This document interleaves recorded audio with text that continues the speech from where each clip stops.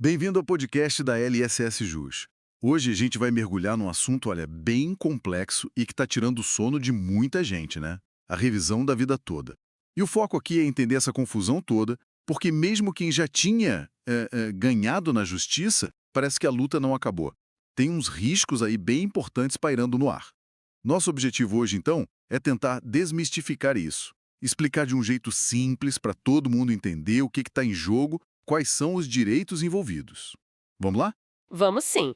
É um tema delicado mesmo. Para começar, acho bom a gente recapitular rapidinho o que é essa tal revisão da vida toda, né?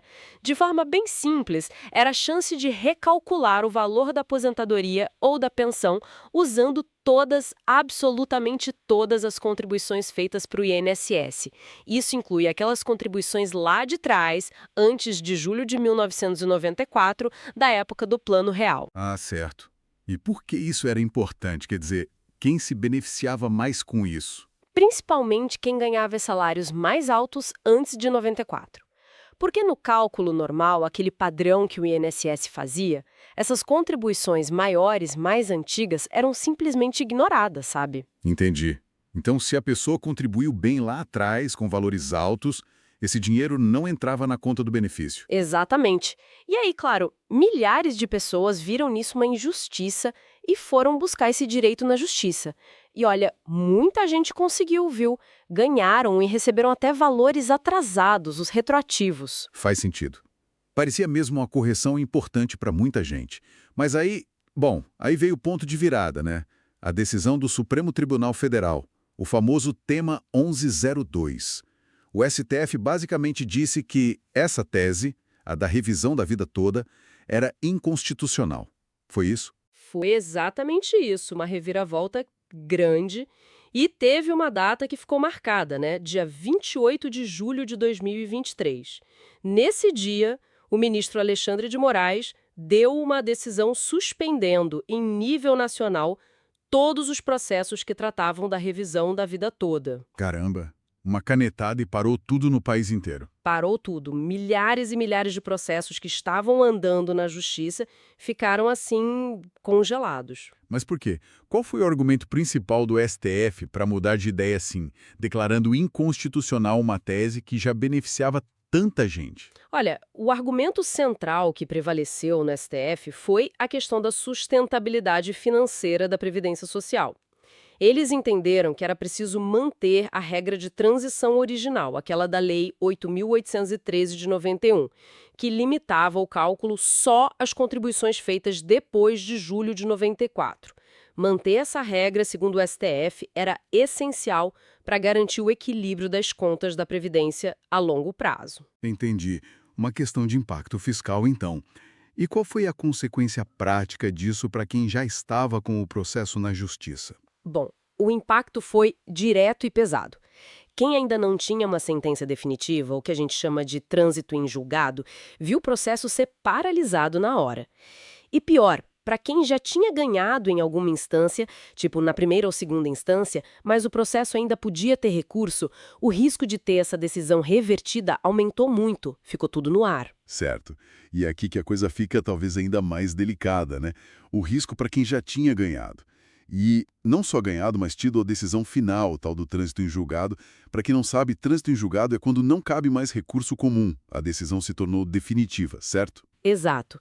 É o ponto final do processo, em teoria. Então, a pessoa que teve o processo transitado em julgado antes daquela suspensão, a de 27 de julho de 2023, essa pessoa não deveria estar segura, protegida pelo chamado direito adquirido. Pois é, essa é a grande questão. Em teoria, sim.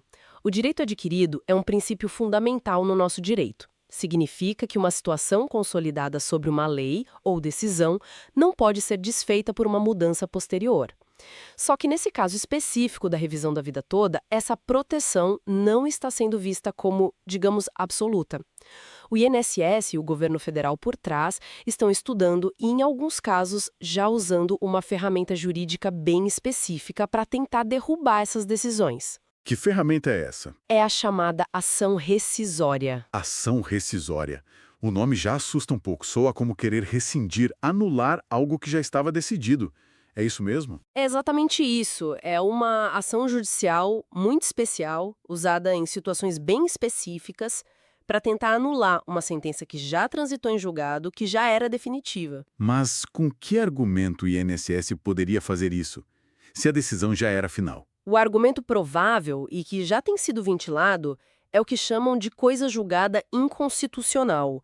Basicamente, o INSS diria o seguinte: olha, essa decisão que deu a revisão da vida toda para o aposentado, mesmo sendo definitiva, estava baseada numa interpretação da lei que o STF depois disse que era errada, que era inconstitucional. Entendi. É como dizer, essa decisão final não vale mais porque ela vai contra o que o Supremo, que é a última palavra, decidiu sobre a Constituição. Meio complicado isso, né? É muito complicado. E gera uma insegurança jurídica enorme, né? Porque a pessoa confiou numa decisão final da justiça. Com certeza.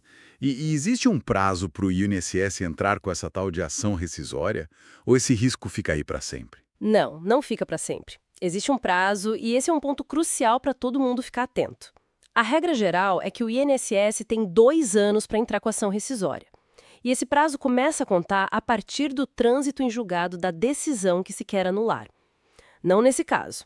Nesse caso específico, por se tratar de uma alegação de inconstitucionalidade superveniente, o prazo de 2 anos contaria a partir da decisão final do STF que declarou a tese inconstitucional. Ah, então o prazo conta da decisão do STF sobre o tema 1102. E quando foi isso exatamente? A decisão final mesmo, depois de todos os recursos lá no STF, se consolidou em 2023. Então, esse prazo de 2 anos para o INSS entrar com as rescisórias está correndo e vai, em tese, até meados de 2025. Até meados de 2025. Isso significa que até lá, quem ganhou a revisão da vida toda com trânsito em julgado antes da suspensão vive com essa espada sobre a cabeça. Exatamente, vive com esse risco e a consequência, caso o INSS entre com a ação e ganhe, pode ser muito grave. O aposentado pode ser obrigado a devolver tudo o que recebeu a mais por causa da revisão, com correção e juros, e além disso, ter o valor mensal do seu benefício reduzido de volta para o cálculo antigo. Nossa, é devastador pensar nisso. Devolver valores e ainda ter a renda diminuída. É muito sério. E a gente precisa lembrar também que o próprio julgamento disso no STF foi uma novela, né? Cheio de idas e vindas. Foi bastante conturbado. Teve um pedido de vista do ministro Alexandre de Moraes, que adiou a decisão por um tempo.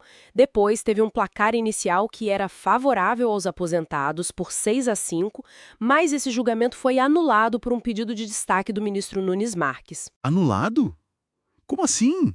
O pedido de destaque levou o caso do plenário virtual para o plenário físico, e aí o julgamento teve que recomeçar do zero. E nesse novo julgamento, o resultado se inverteu, ficou desfavorável aos aposentados. Que confusão! Esse ministro, o Nunes Marques, ele também foi relator de umas outras ações, umas ADIs, que também atacavam a revisão da vida toda, não foi? Foi sim, ele foi o relator dessas ações diretas de inconstitucionalidade que, no fim das contas, também contribuíram para derrubar a tese. Isso tudo, claro, reforça a percepção da complexidade e talvez da sensibilidade política que envolveu todo esse tema no Supremo. Com certeza. Bom, diante desse cenário todo, com esse risco real das ações rescisórias, ameaçando, segundo as fontes, mais de 120 mil pessoas que já tinham ganhado. Existe alguma luz no fim do túnel?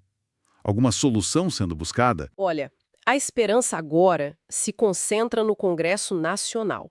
Existe uma movimentação, uma proposta legislativa sendo discutida.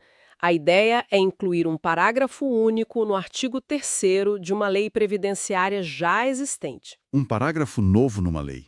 E o que esse parágrafo diria? Ele diria de forma bem clara e explícita que as decisões judiciais sobre a revisão da vida toda que transitaram em julgado antes daquela data da suspensão nacional pelo STF devem ser mantidas. O objetivo é justamente esse, garantir, por lei, que quem já tinha o direito reconhecido de forma definitiva pela Justiça não possa perder esse direito por causa de uma ação rescisória e não tenha que devolver nenhum valor, nem ter o benefício reduzido. Seria uma blindagem legal. Ah, entendi.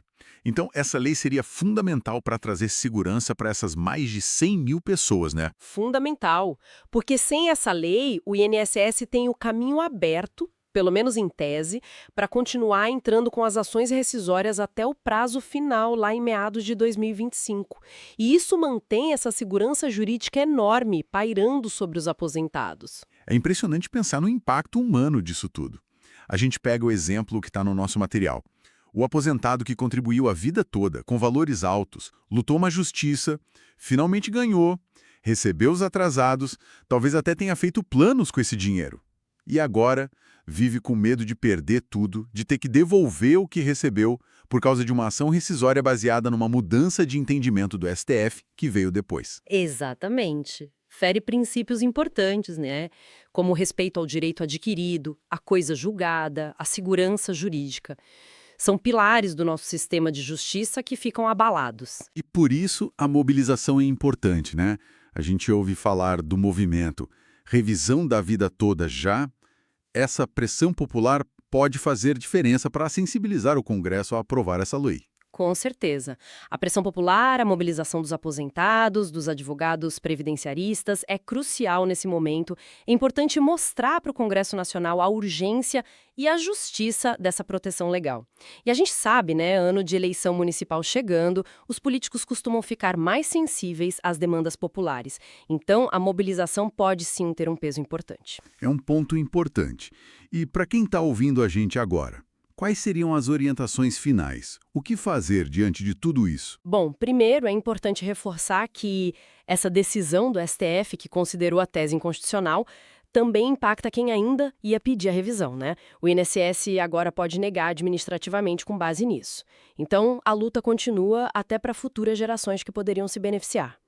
Para quem já tem processo, com ou sem trânsito em julgado, a orientação número 1 é: procure acompanhamento jurídico especializado. Um advogado especialista em direito previdenciário vai poder analisar o caso concreto. Cada caso é um caso, né? Exatamente. Cada processo tem suas particularidades, suas datas, suas fases. Não dá para dar uma resposta única para todo mundo. E a segunda orientação é vigilância constante. Ficar de olho nos prazos, especialmente esse limite de meados de 2025 para as ações rescisórias. Acompanhar as notícias sobre a tramitação do projeto de lei no Congresso e monitorar qualquer movimentação do INSS no seu processo, caso ele exista. Perfeito. Então, para a gente amarrar tudo, a revisão da vida toda que permitia um cálculo de aposentadoria potencialmente mais vantajoso para alguns foi declarada inconstitucional pelo STF. Isso parou os processos em andamento e, principalmente, criou um risco real através da ação rescisória, até para quem já tinha decisão definitiva transitada em julgado antes da suspensão. O INSS tem até meados de 2025 para tentar anular essas decisões. Isso. E a grande esperança para evitar essa insegurança e proteger quem já tinha o direito reconhecido é a aprovação de uma lei específica no Congresso Nacional. A mensagem final, então, é que a situação ainda é, de certa forma, incerta, né? Especialmente para esse grupo que já tinha decisão favorável. A solução legislativa parece ser o caminho mais seguro. Sem dúvida. E enquanto isso não acontece, a informação correta, a busca por orientação legal qualificada e a mobilização contínua são fundamentais para defender os direitos previdenciários que foram conquistados com tanta luta. Exatamente.